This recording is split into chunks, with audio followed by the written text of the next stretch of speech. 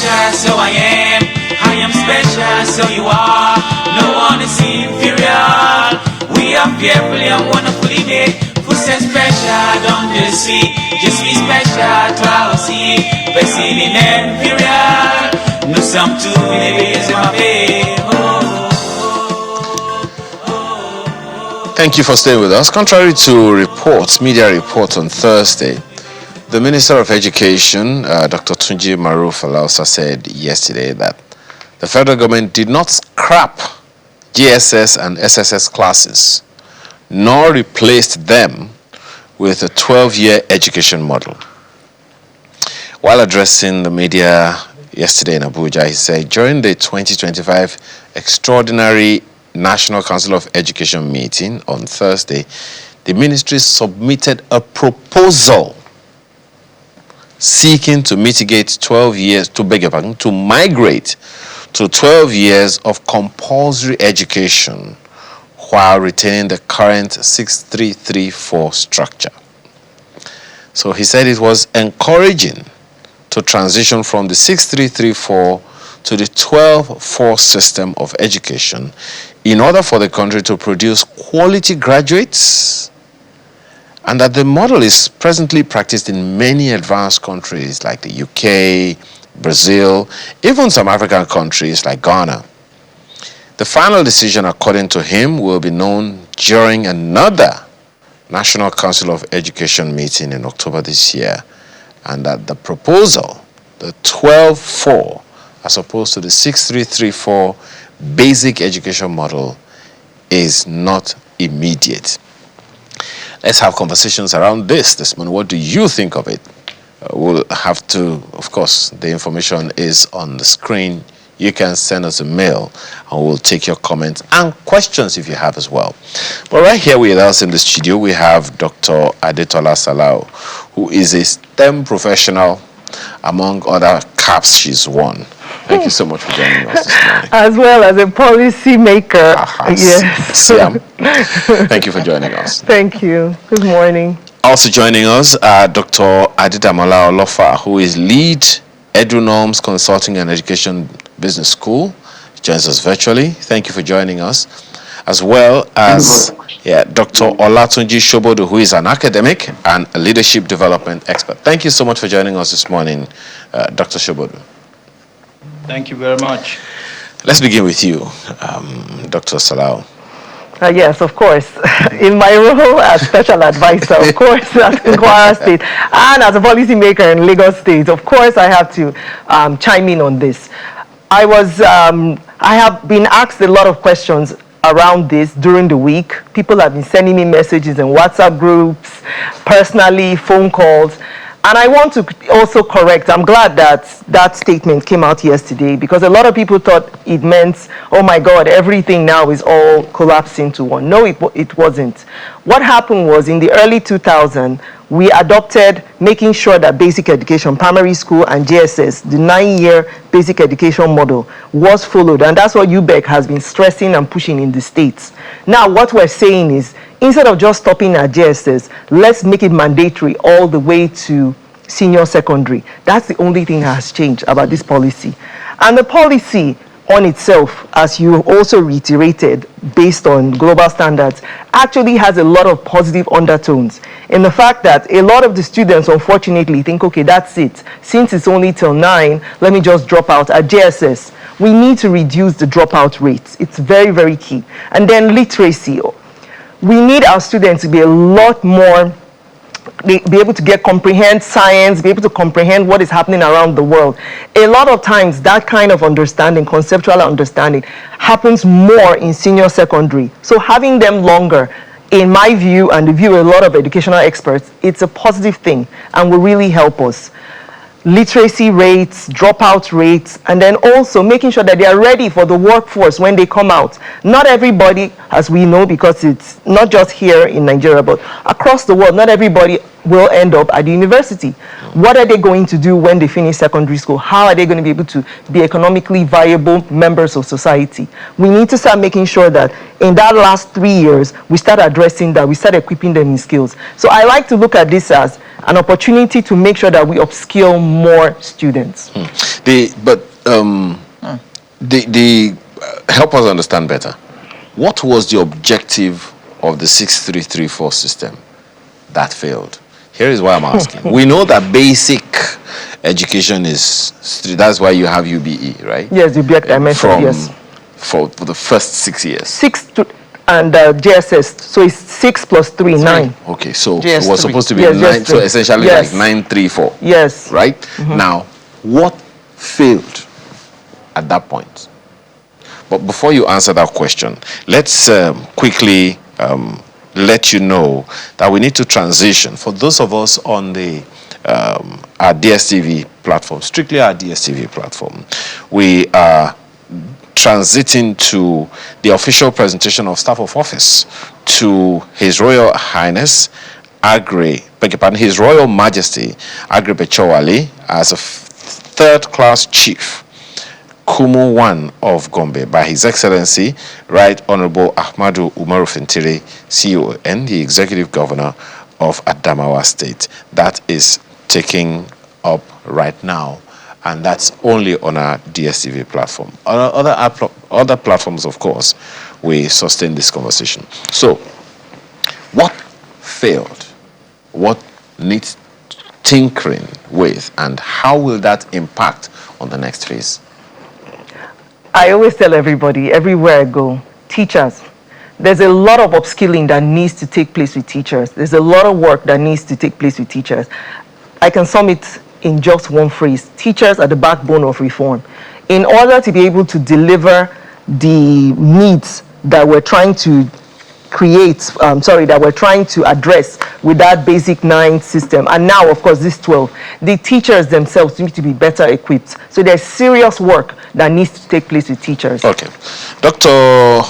Olofa, what's your take on this conversation? Because do you agree with Dr. Salah? Let's begin with.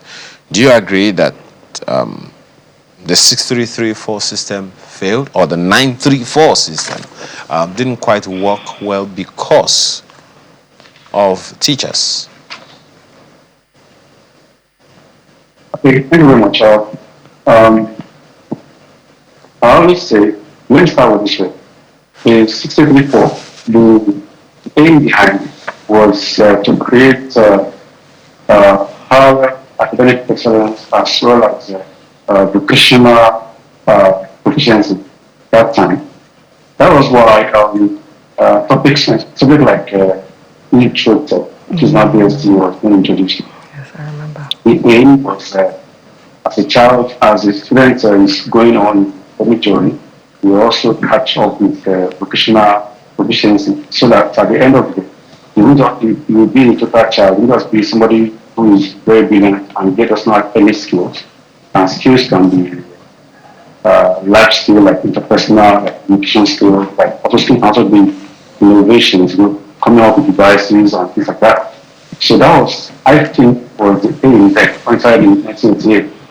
So, but I can't begin to say what exactly was behind the government changing from 6334 to 934. Right, I can't really. But however, if I get you very well, you asked me whether it is a fault the teacher that didn't work out. Let me get you first. No, I was just asking, we had a system, I think it was, I'm not sure whether, I think it was the Obasanjo government, during the Obasanjo government. It was during the Obasanjo government, Yes, that this that basic 9, that it became 9, yes, from primary school to JSS, it was during Obasanjo, okay, this UBEC. Yeah, so what failed that's informed now what the government is proposing to effect if approved in October this year? Okay. Actually, as far as I can observe, I passed through the 654. So, and it was after I said that 634 came in, and just experientially, I can't see how the 6334 has given us better productivity learning outcome than 654. Can't see. Okay. Okay, when you check the structure from 654 to 6334 into 934, I can't see how the 934 or 6334 has produced better graduate or better students than 654. Okay. So that is going to tell me that it is not, because we have educational system, we have educational structure. It is not the structure that defines the quality of the learning outcome. It is a system. Okay. It's about the curriculums, the policies, the exams, and things like that. They are the one that defines that improves learning outcome, not the structure. So whether 654, 12.4, and so on and so forth. It's not the structure that is following in Nigeria. It's the system. Okay. Dr. Shepodu, does this therefore mean that a child will have to finish SS before now going into technical school? Because I assume that they could have gone into technical schools from JS3. Is that what it is now? I mean, is that what this system is proposing, or part of what it is proposing? All right. Well, thank you very much for inviting me. I think we're still at a stage where there is a lot of assumptions, conjectures, because the details of what is being proposed, are not really available. Okay. I mean, other than saying you want to change from 6334 to 12.4, that appears to be all we know.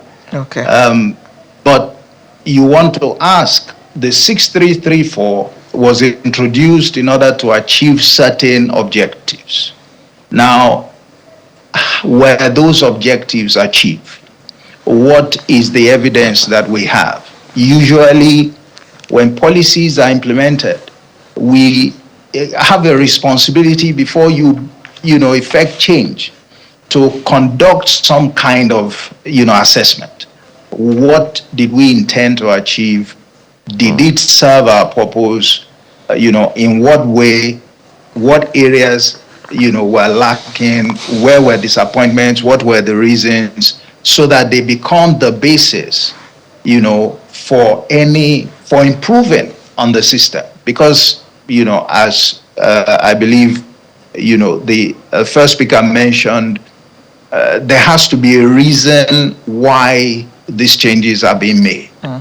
And by the way, those changes can have very far-reaching consequences or implications.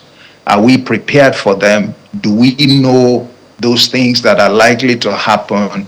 Is this the right time to attempt to carry some of these things out, given other things that are happening, and all of that? And I think one thing that we need to note is, the fact that this looks like just a proposal by the Ministry of Education, and it's still going to the council. The council still has to deliberate. They also acknowledged in what I believe the minister said, that they still have to do a lot of stakeholder, consultations, engagements, to get a sense, from other players or participants on whether this is even the way to go.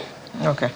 So it appears, I was quite, taken aback by the fact that, a lot of people began to immediately pass, make remarks, either condemn or, react, because the details are not in place. And it wasn't surprising that the minister had to quickly come out to say, wait a minute, I mean, our process has really only just begun. So, everyone, please hold your peace. A lot still needs to happen, because before this thing has any, shape or form. So the details are not on the table, and it makes it therefore a bit difficult, to intelligently comment on its suitability or otherwise, in my view. Well, Dr. Shobodu, perhaps one of the reasons that this is an issue for some people is that most of the time we just hear it as a proposal, and before you know what is happening, it's already a law. And then people are like, wait a minute, I thought this was just an idea some people were hypothesizing. And before you know what is hypothesized, before you know it, the hypothesis has become a substantive thing. And you would remember, and I think that system has kind of sustained itself in the Babangida era. It's just an idea, you start discussing it. Structural adjustment program, for instance, was discussed for a long time. And people were saying, everyone was against it for some reason. For a good number of people were against it. But before you know what was happening, the government just factored in all the issues that people raised, and voila, it became something that the government was acting upon. But the reason I am actually interested in your perspective of this is something that Dr. Salau said about teachers. Now, is it a problem of the teacher? Is it a problem of the system of education that we are practicing, or the quality, the processes of it? Alera was, inferring that part of the initiative for the 934 system was that if you get to a point, during the 9 years, and you are not able to sustain academic, you go vocational or technical. But whether or not that is something to be considered is another thing altogether. So what's your take on that perspective? If the federal government, for instance, eventually gets its way and says, okay, we are going to 12-4 system, what will it change, in your opinion? Well, again, I think I'd like to align with the last speaker who tried to distinguish between this structure and the system. And I think perhaps it may not be so much of a structure or system issue. It may, in fact, be what is the quality of the education itself, and to what purpose are we educating our people? If you're passing through the system, who are we expecting you to become? What are we preparing you for? More than structure, if we don't focus on the outcome, which is the people who are going to, come out of this system, because that system is processing people to become something. We may just be addressing the symptom rather than the root. I think, and that's where the issue of the teachers also come in, because there are many contributors. The teachers are just one of the contributors. They are vital in terms of what become the quality of, the products of the system. Of course, you have to ask yourself, if you implement a new structure, what role do the teachers have to play?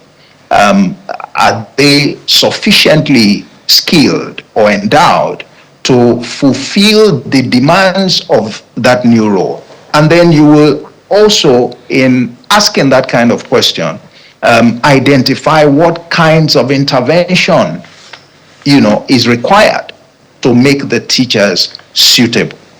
I think that rather than spend a lot of time dwelling on structure, which has its place, I think the developmental challenges or imperatives that we face as a nation would suggest that we are better off, paying more attention to the quality.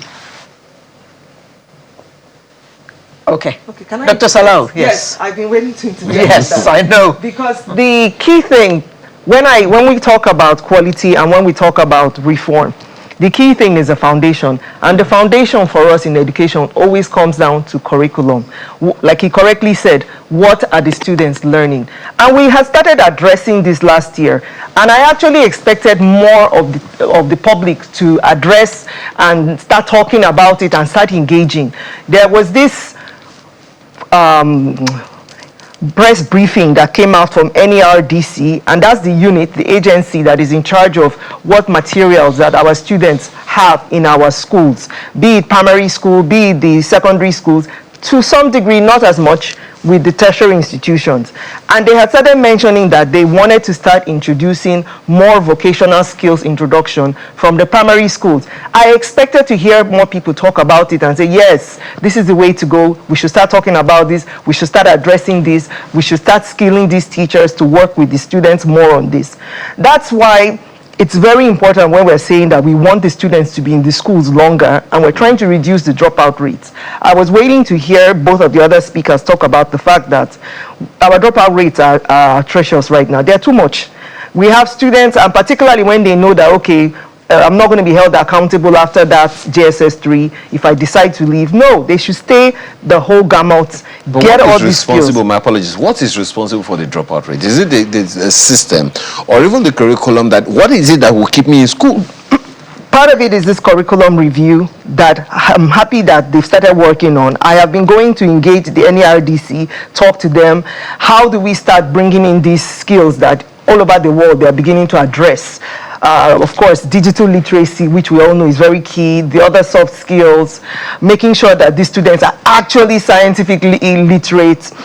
I've been going to engage them, and we've been having talks, and they're saying that, look, this is something that we're really working on, and it's very, very important. So when that press briefing came out, I was happy. I said, okay, good. They're really putting their, how did they say, putting their money where their mouth is, because they've been talking about it, and finally we're hearing this. But the other part of it is, now we do all that work, the curriculum is adjusted, just like the work we did in Lagos State the first 4 years of the Sanwo-Olu administration when we were working with them. We did quite a lot of review with the curriculum. The next big thing is now working with those teachers, and we did a lot of work with that too. That is the biggest part. They're the people who are the delivery mechanisms. They are the facilitators.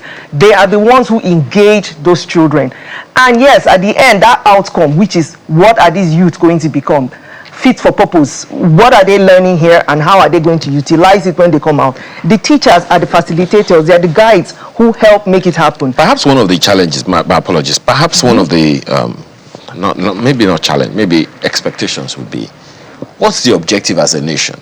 Alero, before the program began, we were talking about a system in Germany where students were happy to go to school, were compelled to go to school even though they didn't have bathrooms.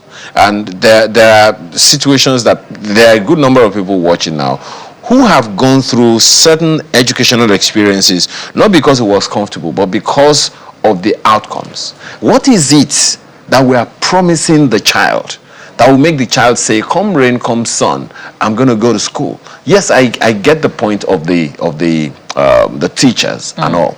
But what is that outcome that we are promising that student? And that's what we need to work on, and that's what I'm here to talk about. I beg your pardon. Yes, of course. You need to take this into cognizance Yes, when you are yes, making yes. your response. Yes. That many children now, Yes. if you ask them what they want to be when they grow up, Yes. I want to be a Yahoo boy. But I'm aware. There's that as I'm well. aware, yes. So take that into cognizance as And you yes, respond and to that's this. where I'm coming to next. That one of the biggest things that needs to be done with this curriculum, and also with their teachers, is making sure that we're future-proofing what we're teaching them, so that when they come out, whatever they're learning in school is something that they can utilize when they come out.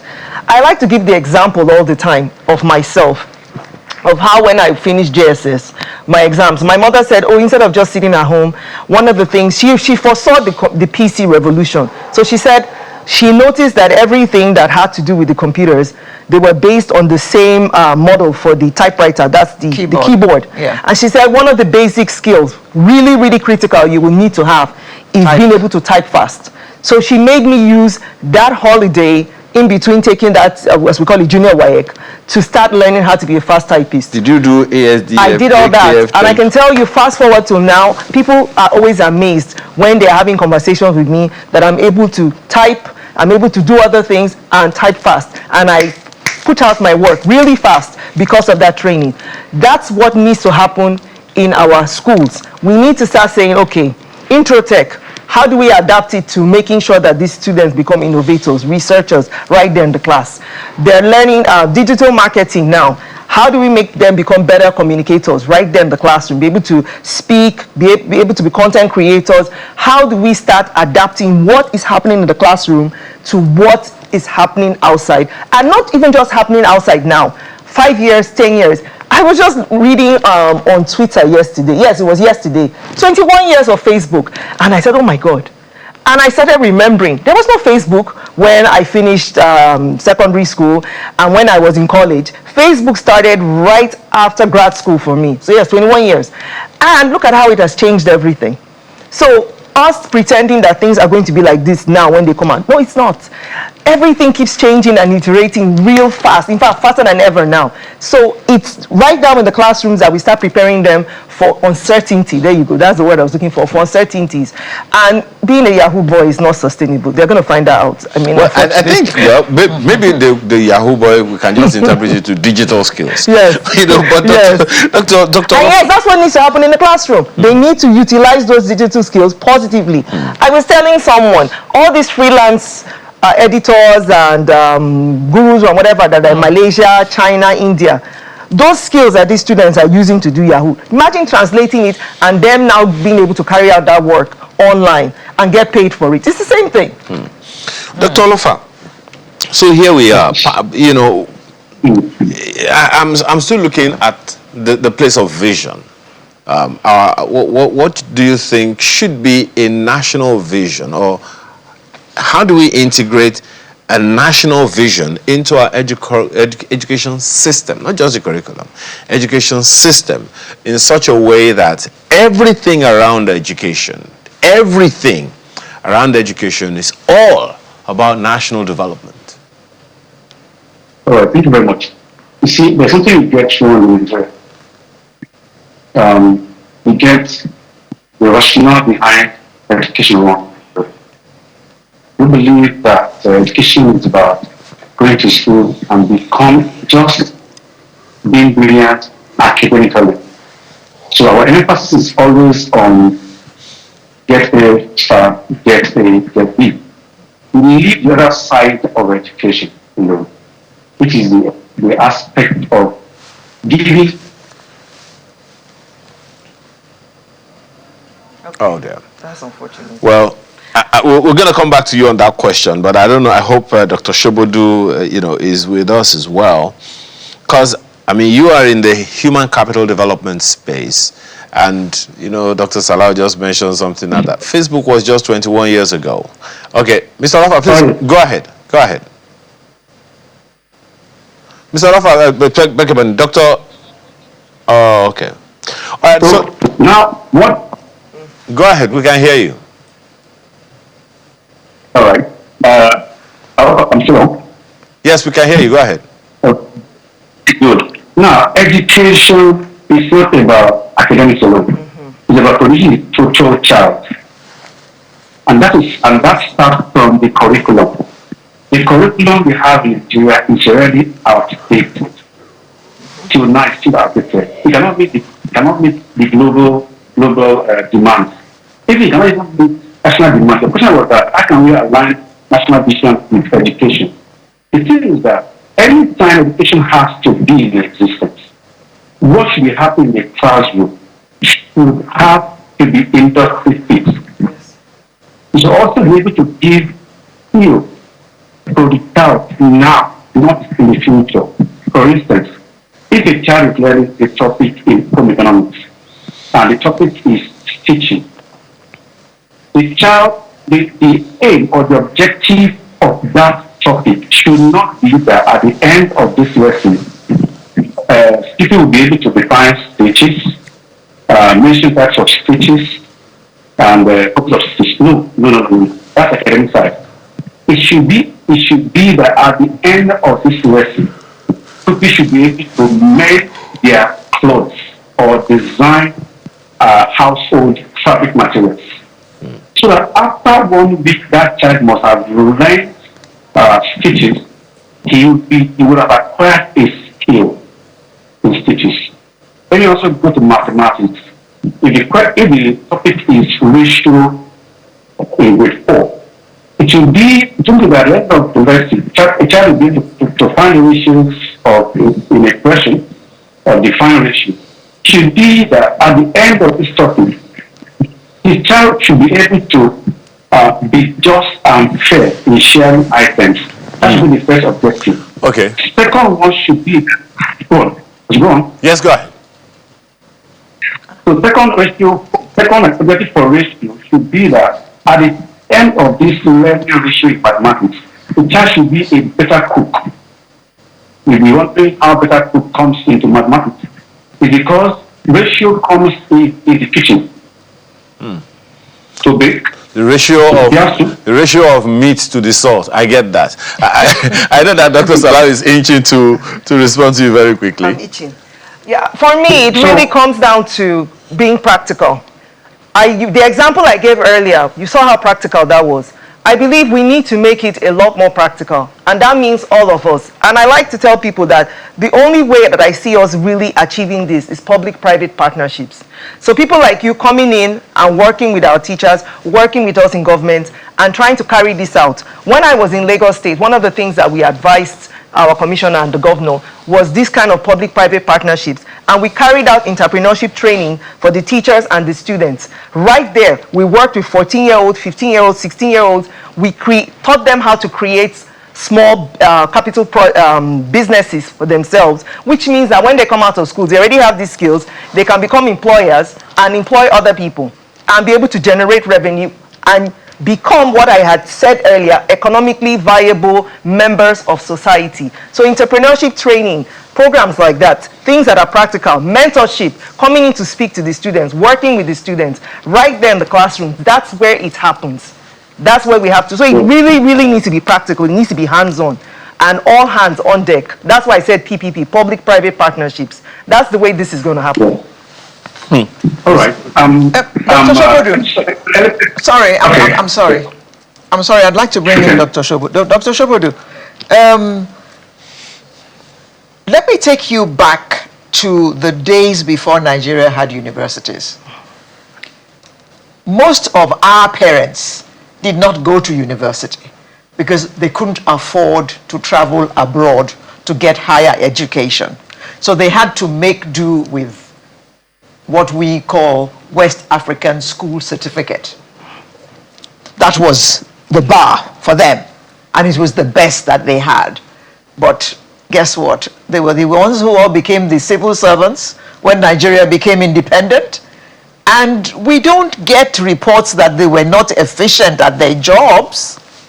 So, is this system going to get us to that kind of education which presented these kinds of people who were all employable, and those who wanted to become entrepreneurs were able to go into entrepreneurship, and those who wanted to work with government have the skill set to work in the civil service?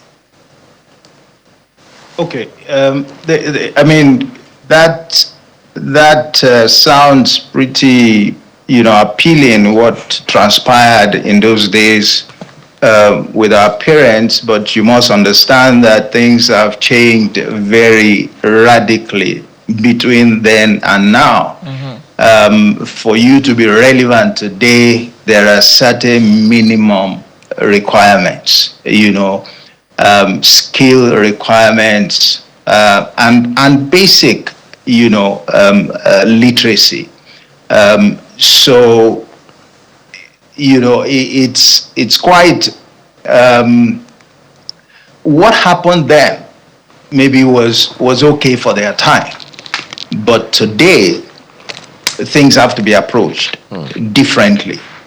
But there's something, I've been meaning to talk about on this subject, which I think we can borrow from what transpired there, and that is character. And quite frankly, if you talk about the needs of Nigeria today, there are those skills But there is perhaps more importantly, the requirement of character. All right? Developing men and women of good, strong character. Whatever you talk about today, talk about politics, talk about corruption and what have you, we have a character challenge as a nation. Now, I would be asking, yes, the skills are important, but quite frankly, many of those skills you can very quickly develop. But character is not something you can develop in 6 months, in 3 months. Like you can acquire some of the skills that we're talking about, today. Now, these changes we're trying to effect in the education system or structure, what promise do they make for us in terms of the person of those that we produce from that system? Will they address this character challenge? Well, that question, Dr. Shobodu, I'm going to let Dr. Salau answer it in a bit. But one thing that you have to respond to is, we had a Minister of Education in this country who said that graduates were not employable. And those graduates, of course, came through the 6334 system. In fact, there must have been another number before the 6. Maybe Dr. Salah can speak to that one. Now, if at that point, the graduates, according to the minister, were not employable, that must say something about the process before, doesn't it? Because we know there are some people in this country who just went and did, as Dr. Olofa said, 6-5, and they jettisoned the 4, and they are amazingly successful in businesses and all of that today. So what's your take on that one? You have lectured in the university before, so you probably have an idea. Well, yes, I mean, one of the things you would hear people say today also is something. I mean, I see some adverts and people tell you, there are a couple of books, if you read them, it's more than a 4-year degree and stuff like that. Where in the age of, where priorities are changing, where focus is changing, and basically people are talking about how to make money and all of that. So we have sort of, viewed the provision of education as being there just for the purpose, of making money, which in my view is not quite the case. But let's track a bit and focus on, it's a shame that, a minister would make that kind of statement. What you then expect is, okay, now that you say the graduates are not employable, what steps are you going to take to address that? And that's where there's the issue of, regulation, supervision. I thought that there are bodies such as the NUC who are supposed to be keeping track to ensure that the quality of the programs that the universities, for example, are offering, is comparable across the different universities. Now, if graduates are not employable, it's either one, the courses that they are taking are not relevant to the demands, of the economy, or that the quality of their programs, do not endow them sufficiently to live to the expectations, of the market out there. Now, if it's a quality of program issue, then that falls squarely at the doorsteps of those who are supposed to be regulating. So again, you come back to the issue of, even if we change the structure, all right, that we have within the context, the larger context of the system, the issue of ensuring that quality of education is comparable across the board still remains. Are we going to have, is there a provision, all right, in the changes that are being proposed that will address that? Okay. That will address that. All right. And the issue of curriculum will speak to employability if it is the case that you are offering programs that have little relevance, all right, to the needs of your environment or your market. It's a long conversation, Dr. Dr. Shoburu, but you want to answer the question he raised about character? Yes, I do. And I also want to make sure that the public is aware of the body that is in charge of the curriculum. When I said NERDC, I realized I was speaking as someone who is speaking to my fellow educational stakeholders. The NERDC is a Nigerian Educational Research Development Council.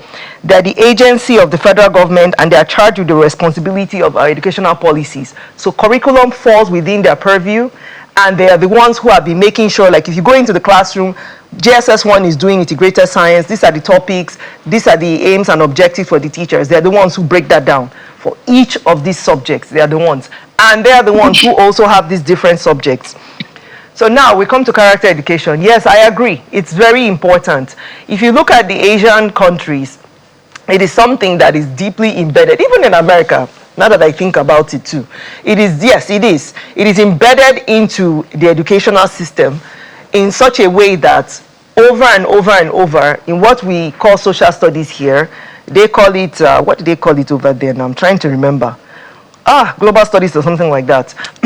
In there, they are constantly talking about what is your responsibility as an individual in the society, your rights, you're paying taxes, what do ethics mean. They break all of this down over and over and over. From the time you're 6 years old, they constantly keep on coming back to that. What is your responsibility in your community?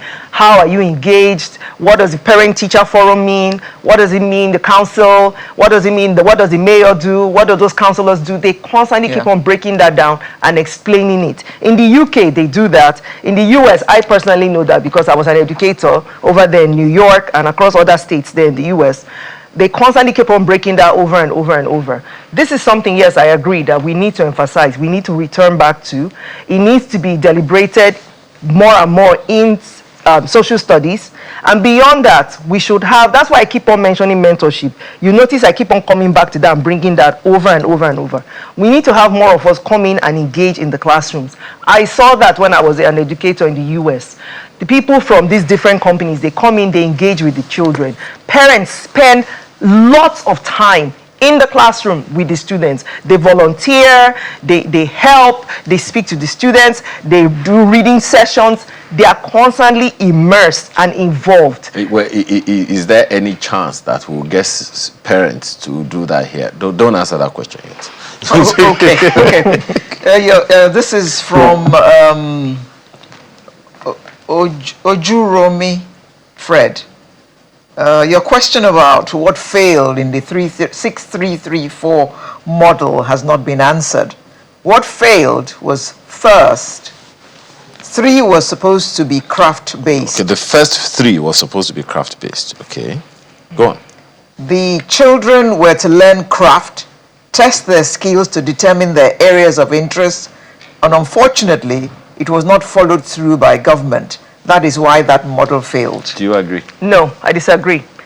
The major thing, we need to understand what is the most important thing from that 6. And then we now get into JSS, literacy, numeracy, communication. That was key. Unfortunately, I am not going to strike away from that. It wasn't delivered, but that is key. For a child to be able to come out from primary school, be able to read, be able to comprehend, you'll be able to ask the child the question and the child be able to answer it and be able to pull in facts from whatever, from the news, from other sources. That is key. For a child, the other day I was traveling to out of state. I was going to, I think it was Ibadan, I was going to Oyo State. And I asked this young child, unfortunately, who really should have been in school, not on the streets. And I said, here's 1,000 naira. I bought this.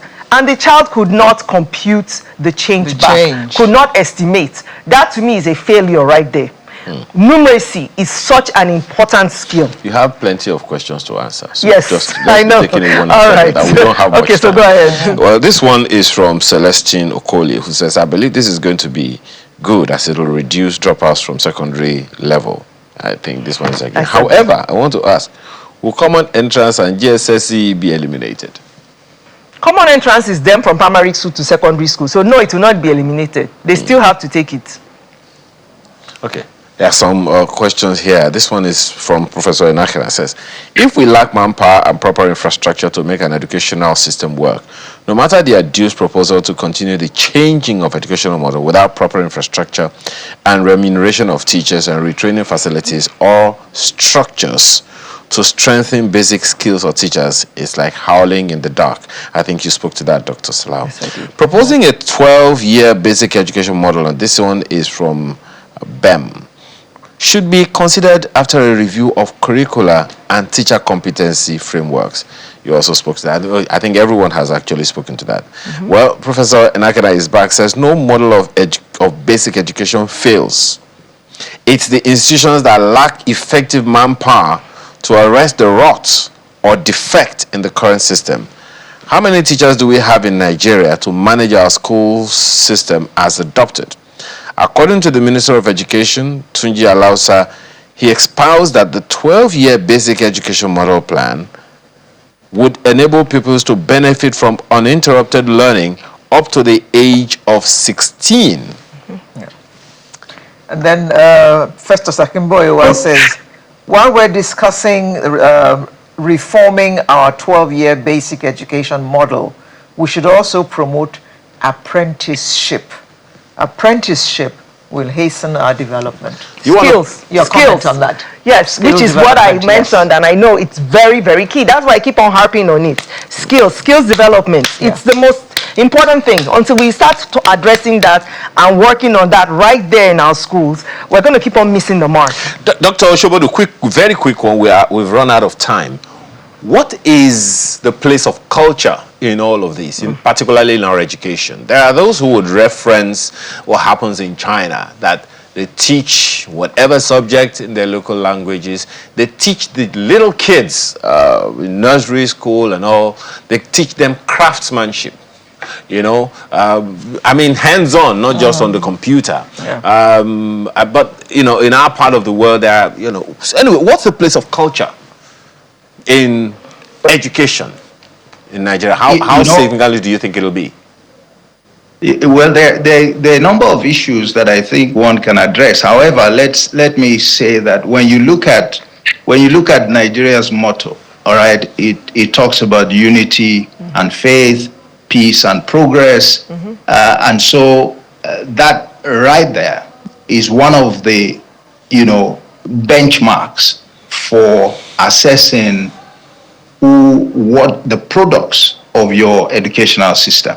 They should be such, all right, as in alignment with what you claim to stand for as a nation. Now, that also dovetails into the issue of culture.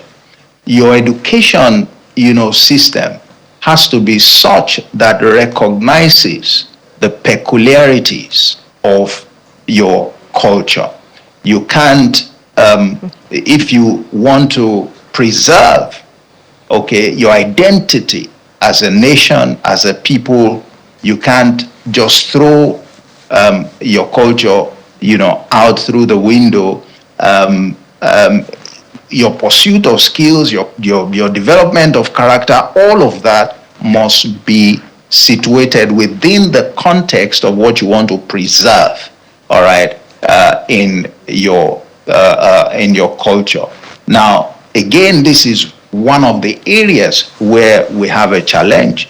And, you know, earlier on I spoke about character. The other thing that I want to remind us is increasingly becoming a challenge that we must address, okay, as a matter of urgency and within the context of the educational system, is the unity or disunity, as the case may be. We have that issue currently. Nigeria is increasingly, dividing, and dividing by across tribal lines is very dangerous. It's very dangerous. So even if you want to, take cognizance of your culture, which culture are you talking about? If you are tribal oriented, does it mean now that every, segment or region is going to try to configure, its educational development? No, what I mean that by that is, the approach to dispensing the curriculum that Dr. Salah. Okay, I mean, talking more specifically about the language of delivery. Perhaps. I think it makes sense. I think it makes sense because when you find it's a shame that because, and many of us have seen it. But we've it's been had addressed children in some of our states. We've talked about coming back to the primary language. You're saying, go ahead. Yes, it's been addressed. Right. I'm sorry, Prof, to interject. I have to interject on this. It has been addressed in a couple of our states, and if I remember correctly, yes, in 2023, even on the federal level, we have said, let us start delivering learning in the primary tongue of the students. So it's been addressed. Yes, correct. Yes. What I was going to say, I agree. What I was going to say is to endorse that as a way to go. Okay. Okay. Is to endorse that as a way to go. Yes. I'm actually looking forward to how they will interpret Pythagoras' theorem in Ishekiri, in Aleros language. Ishekiri, yes. Yes, It it will be done. Pythagoras' theorem. All you have to do is make it practical. No, it's very practical. I can tell you how it can be done. It's very practical. Just tell them about going to the forest and taking a shorter path. It's very easy. That's Pythagoras' theorem. What are you doing? You're going from one end to another end, and then this is a shortcut. Yeah, go ahead, Dr. Somebody teaches that. Somebody teaches On the that issue currently. On the issue of using indigenous languages to deliver teaching in the classroom, we must be very careful about that. We're trying to compare ourselves with those countries like China, like France. Okay, I think we're already segueing into another conversation altogether, which will come to some other time. We have to thank you this morning. Dr. Adedamola Olofa is lead EduNorms Consulting and Education Business School. Thank you very much. He's also joined us along with Dr. Olatunji Shobodu, who is an academic and a leadership development expert. Both of them joined us virtually. Dr. Adetola Salah is here with us. She's SA Education Policy Formulation and Human Capital in Kwara State and former SSA Education to the Lagos State Governor. She is also, of course, a STEM professional. I don't even know how many hats that she has. I wear a lot. Thank you so much for your time this morning. Thank you. Really appreciate it. Thank you. In all of this, you have to maintain your composure with ease. You have to maintain your mental stability With steez. okay. We'll be right back. We will talk.